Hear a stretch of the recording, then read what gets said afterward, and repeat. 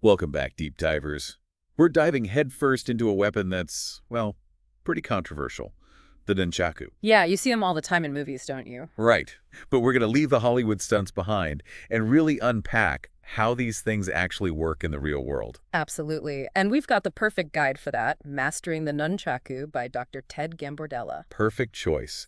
And we've pulled out some really interesting bits from it to help us get a solid understanding of what Dr. Gambardella really wants us to know about the Nunchaku.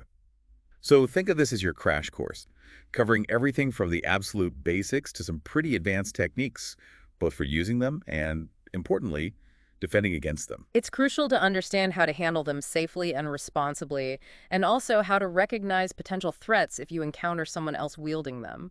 Definitely. And to get us started, I think it's helpful to know a little bit about Dr. Gambardella himself, his background. He spent over 14 years training in martial arts, and during that time, he noticed something. There was a real lack of in-depth resources when it came to learning about weapons, especially something as specific as the Nunchaku. He saw a gap that needed filling, and he was clearly motivated to create something truly comprehensive. Absolutely. He went on to earn a fourth-degree black belt in Kubujitsu, which focuses specifically on weapons, and he was already an author. So it seems like writing this book was his way of providing that much-needed manual for anyone interested in the Nunchaku, whether they were complete beginners or even instructors looking for a more in-depth resource. And he was very thorough in acknowledging the people who helped him along the way, which I think speaks to the collaborative spirit of martial arts. He named several high-ranking black belts, including Keith Yates, James Toney, Barry Gimbelot, Steve Weiss, and Ross Kamirsky, all of whom were his instructors. And the book's dedication itself lists 6 individuals, so it was clearly a joint effort in many ways. Now think about the Nunchaku for a second, and what comes to mind. They have this almost legendary, iconic status, don't they? And Dr. Gambardella touches on this in the book, talking about how they have this widespread appeal. And honestly, it's not that hard to see why. They look cool, powerful, and effective. There's a definite visual appeal, that's for sure.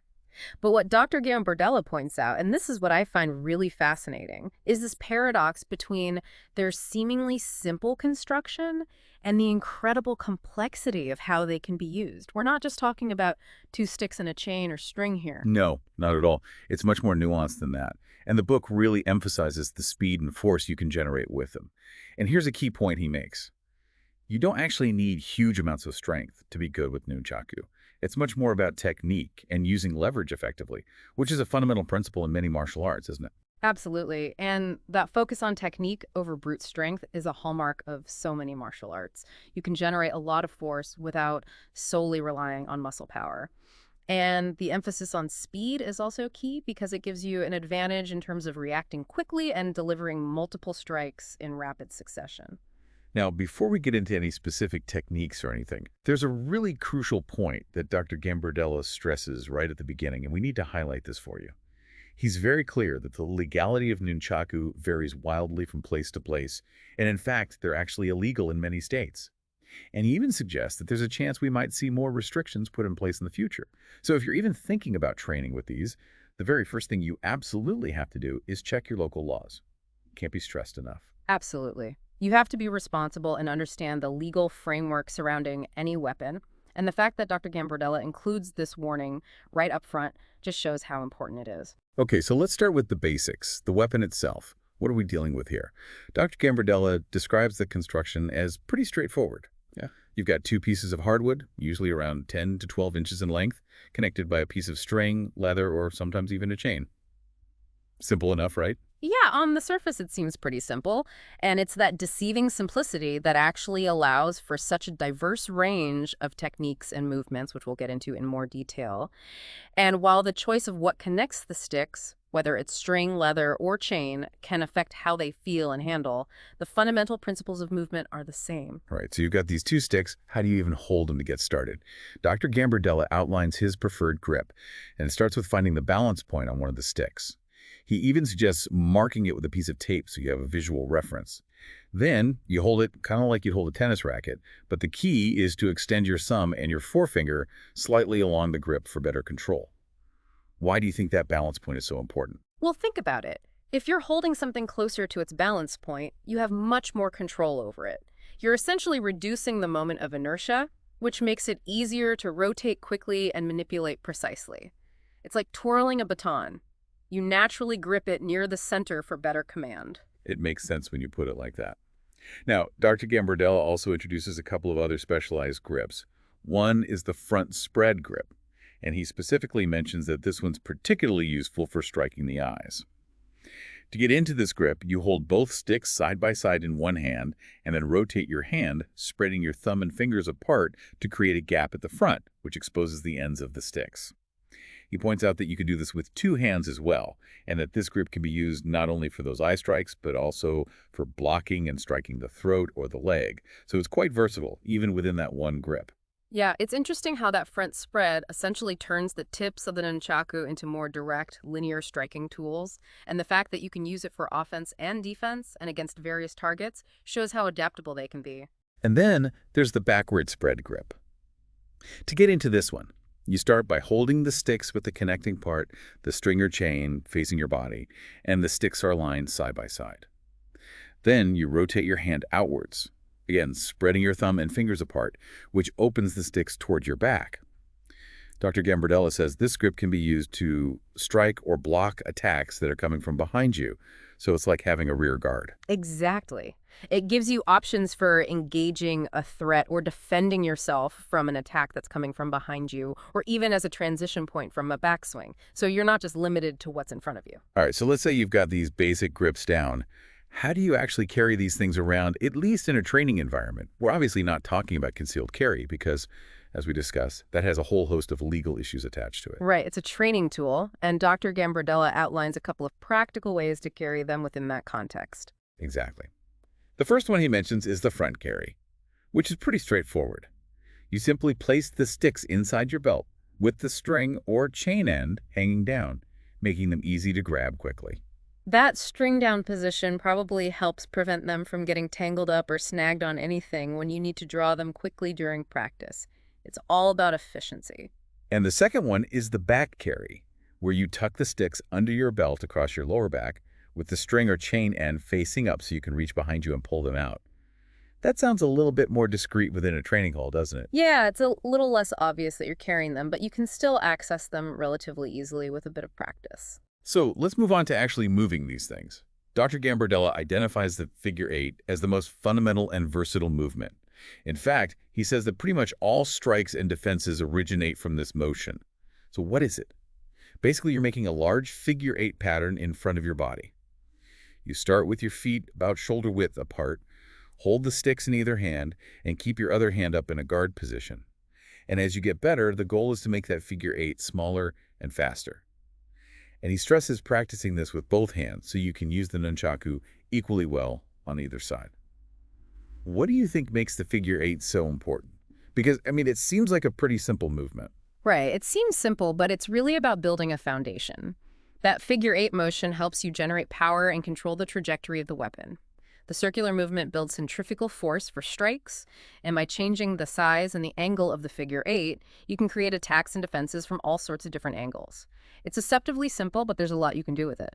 Now, he also throws in a really important warning about the figure eight, which is that you've got to keep the swing wide enough, at least when you're starting out, so you don't accidentally hit your elbow. Yeah. And, keep it far enough away from you so you don't smack yourself in the face. Pretty solid advice for anyone starting out, wouldn't you say? Oh, absolutely. That's essential. You need to be aware of where the weapon is in space and how your body moves with it. Safety first, always. So next up is the behind the back swing and catch. And again, he emphasizes practicing this with both hands. The key here is to try and drop the sticks as vertically as you can over your head, which makes the drop more predictable and easier to catch. And gives a very practical tip. Keep your catching hand wide open until you feel the sticks hit it. It'll save you from some broken fingers. To progress to this, he suggests starting with that figure eight we talked about in front of you, and then gradually extending the movement up and over your head so you can drop and catch behind your back. It's all about that coordination, right? Yeah, you're building up that mind-body connection, becoming more aware of where the weapon is even when you can't see it, and being able to consistently drop and catch it behind your back shows real control and opens up possibilities for surprise attacks or transitions from unexpected angles. Now, this next one sounds really important, especially for defense. It's called the behind the arm catch and hold.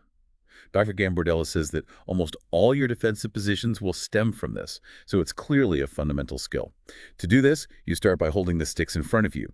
Then you bend one arm upwards while simultaneously pulling the other arm across your chest towards your back, kind of like you're hugging yourself. This traps the nunchaku behind your bent arm, with your wrist flexed back to secure them, and your other arm is held across your chest for balance. So why is this catch so central to defense? It's all about control and protection. You're essentially securing the nunchaku so they're not just swinging around vulnerably, and the way you're using both arms creates a stronghold, which both protects the weapon and prepares you to block or counterattack. And of course, he stresses that you need to practice this catch while you're moving, not just as a static position. He suggests starting by doing a small loop with the sticks in front of your arm and then catching it behind your arm. And as you get better, you can transition from doing those figure eights to smoothly flipping one of the sticks up and behind your arm to catch it. So you're integrating it into your overall flow, not just practicing it in isolation. You need to be able to do it on the fly, right? Exactly. Being able to seamlessly transition into a defensive position while you're in motion is what makes this technique so valuable. It's not just about a static guard. It's about being able to defend yourself while you're moving, ready to react to whatever happens. Okay, so let's talk about some actual swinging techniques.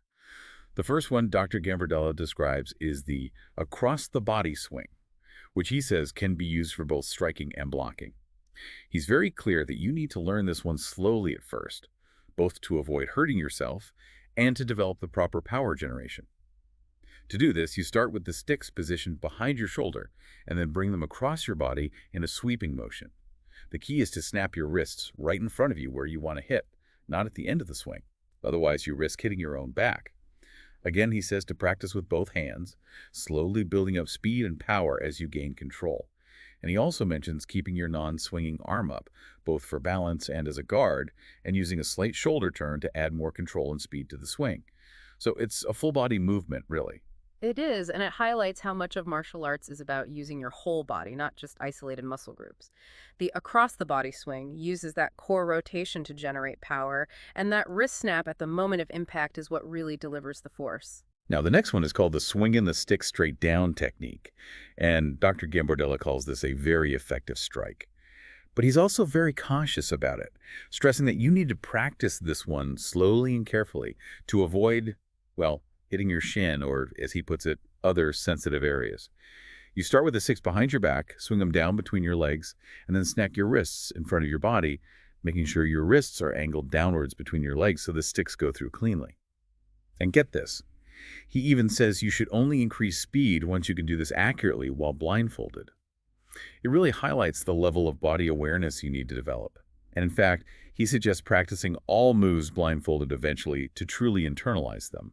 It's about taking that mastery to a whole other level. Blindfolded practice is a great way to develop what's called proprioception, which is essentially your body's awareness of where it is in space, even without visual cues. And that's essential for any martial art, especially when you're handling a weapon. Now, the final swinging technique he details is called catching the sticks between the legs. And let me tell you, he starts this one off with a big fat warning to start extremely slowly.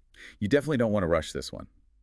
The first stage is as simple as dropping the sticks between your legs and then using your opposite hand to grab them.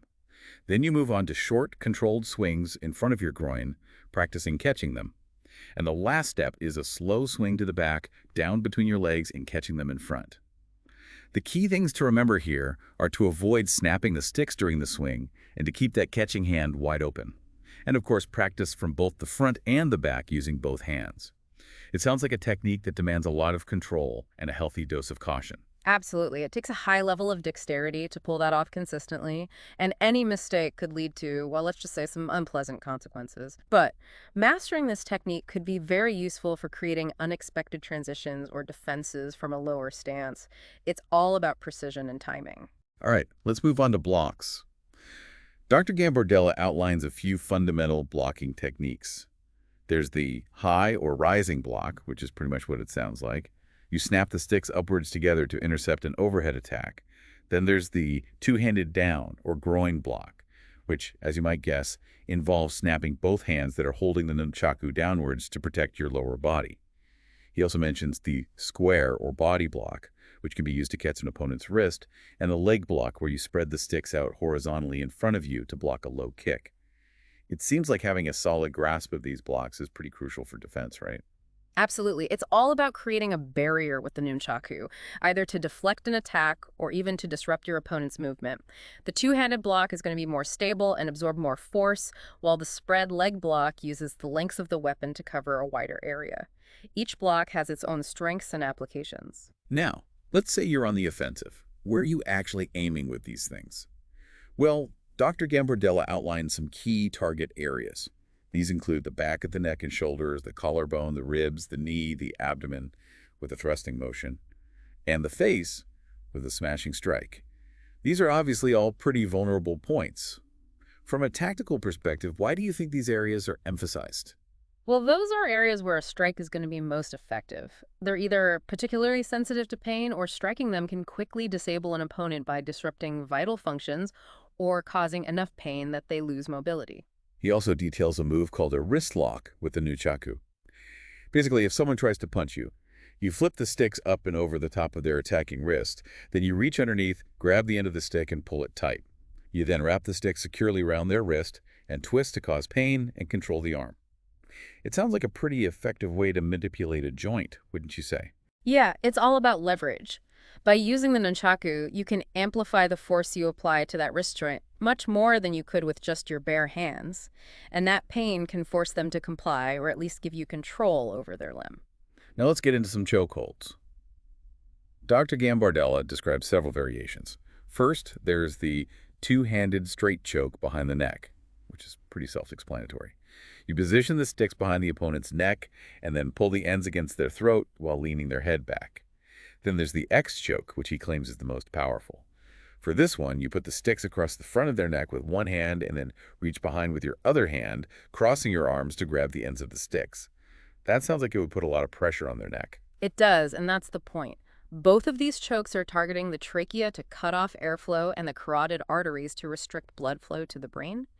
And that crossed arm position in the X choke really allows you to generate a lot of force, which makes it very effective. Then he talks about the string choke, where you wrap the connecting string or chain of the nunchaku around the opponent's neck, squeeze the sticks together, then lean back and pull downwards.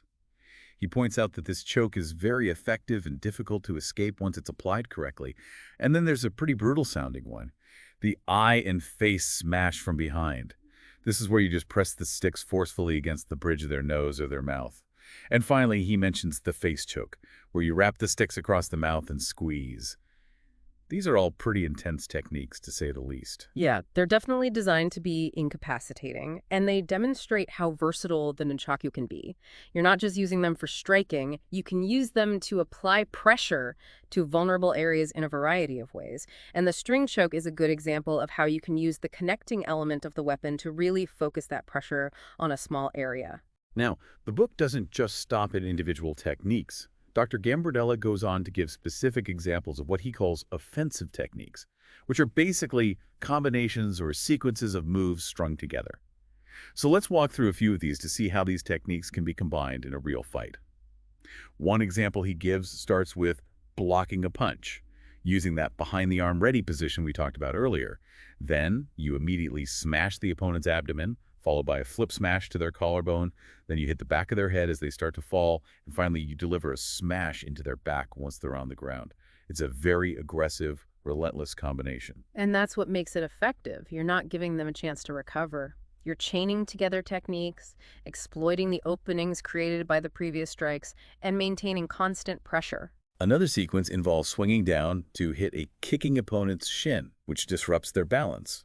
Then, as they fall, you draw the sticks back up and smash the back of their head. And finally, you finish with a string choke on the ground. So again, you're neutralizing the immediate threat and then securing control. Exactly. It's about reacting to their attack, exploiting their vulnerability, and then capitalizing on that to take control of the situation. Here's another one. Let's say someone throws a punch at you. You have the nunchaku ready behind your arm in that defensive position. You then deliver a smashing strike to their ribs, immediately step to your left to wrap the sticks around their neck with a sharp jerk, throw them to the ground, and finish with a string choke.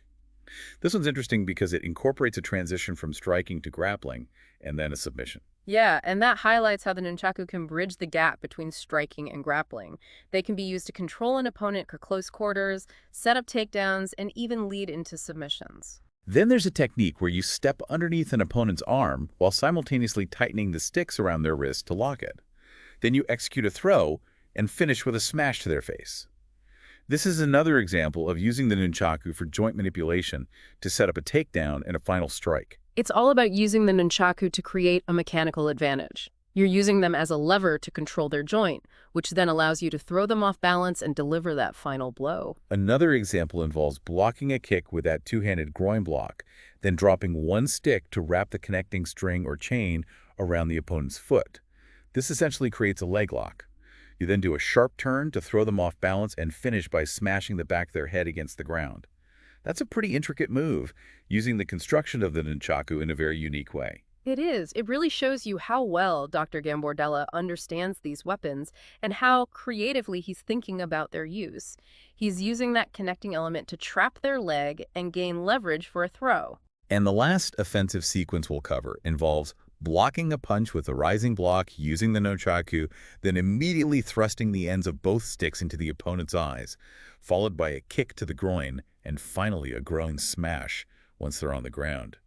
It's a brutal combination that aims to overwhelm the opponent with strikes to very vulnerable areas. It's definitely a no-hold-barred approach. And again, we're seeing that emphasis on speed and targeting those weak points for maximum effectiveness.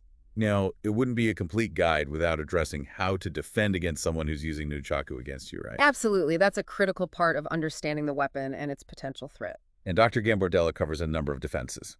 One involves wrapping a gi top or a coat around your forearm to use as a makeshift shield to block a swing. He suggests using a rising block for this.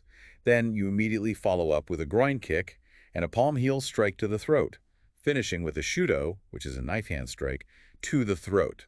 So it's about using whatever you can find to protect yourself and then launching into those counterattacks. And that's a really important point. You might not always have the ideal tools or weapons available, so being able to improvise and adapt is crucial for self-defense. Another defense uses a belt held extended between your arms to flick the end of it into the attacker's eyes. This is meant to temporarily blind them, giving you a chance to deliver a groin kick and finish with an elbow strike to the side of their head. It's another example of using a common object defensively, aiming to disrupt their vision and then capitalize on that by striking vulnerable areas. It's simple yet effective, and it highlights how something as ordinary as a belt can be used as a tool for self-defense. He also outlines a defense against a kick that doesn't involve any weapons at all. If someone tries to kick you, the idea is to quickly move in and strike their kicking arm with both of your arms or hands to disrupt their balance and technique.